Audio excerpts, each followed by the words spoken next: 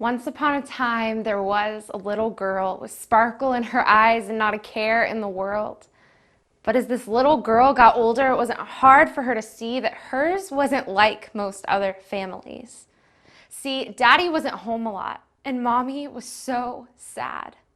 Her pain would turn to anger, and she'd rant and rave like mad. She'd scream and tell the little girl she was her mother's worst mistake, that she was fat and ugly. The words were far too much to take. The little girl stayed silent while her mother tore her apart.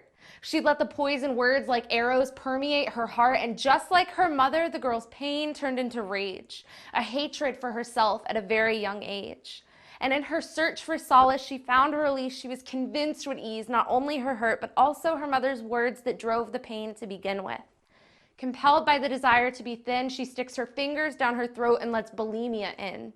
And what began as a comfort soon took her over and drove her like a monster from within, that every time she starved would grow and grow until image became her idol, and the bathroom the altar where she would vomit her affliction and hope in vain that this sacrifice would take away her pain. But relief never came. And this disease was no longer enough to fill her heart's ever-increasing void. So when that boy made her go farther than she had intended, she pretended like everything was okay, because at least someone wanted to love her. But it wasn't love at all, and it only made her fall into a deeper sea of pain and a longer list of names of men she gave herself to in hopes that one would stay to help her pick up the broken pieces of her life. When heartbreak after heartbreak ensued and she felt she had nothing left to lose, she gave in to her desire not to feel. It started with a drink, then a blunt, then a pill, until it didn't even matter the description of the drug, so long as she'd escape the world and be numb. Her head screamed, "Give all you have to this route that you've chosen. You've already blown it. It's too late to go back now." And as the lies pierced her ears, she swallowed her fears, and every ounce of self-respect she still had left to move into that place that would erase every memory of that little girl she once was. Within the first day, she realized she'd made a mistake, that she looked herself in a mirror and said, "It's too late." Now she didn't just need the drugs to hide from the pain, but to simply stay sane, as she was put on display like a toy for men's play and sold over and over again. Every chance that she got, she'd sip a bottle, pop a pill, or snort a line, and before she knew it, she was dying. Barely breathing and with nowhere to go, she locked herself in a bathroom, completely alone. She remembered the God she'd known as a child and cried out, "God, save me! I don't want to die!"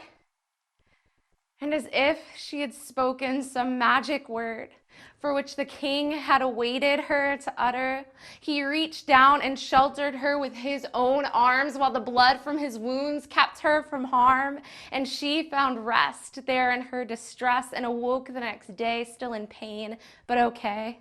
She was alive. But God's plan was far greater than pulling her out of the pit of death just to leave her in her mess. So he orchestrated the way through which she would be changed and she would be saved, never the same again. And I speak in past tense because that girl was dead the moment I became alive in Christ's life.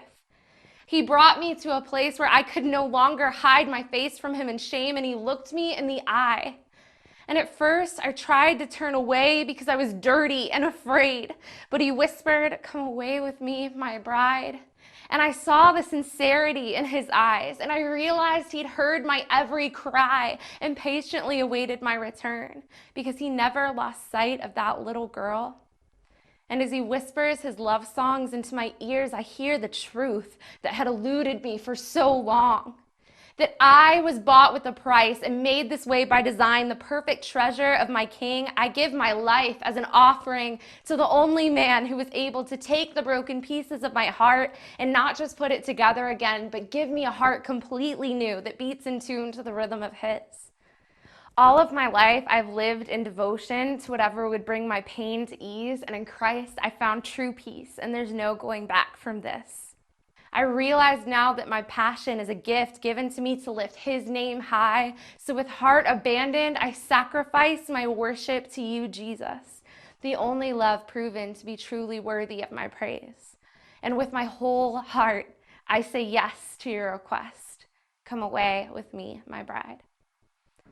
I'm Brittany, and I graduated the Lakeland Girls Home in 2012. And ever since then, I've been at the Teen Challenge Emerging Leaders College in Jesup, Georgia. And God, just completely changed my life in Teen Challenge. And He's given me a vision for my future. I was called into missions while I was in the Teen Challenge program. And He's really just shaping me into that person that He's called me to be through my time at Emerging Leaders College. And I'm just excited for my future and so grateful for everything that God's done in my life through the ministry of Teen Challenge.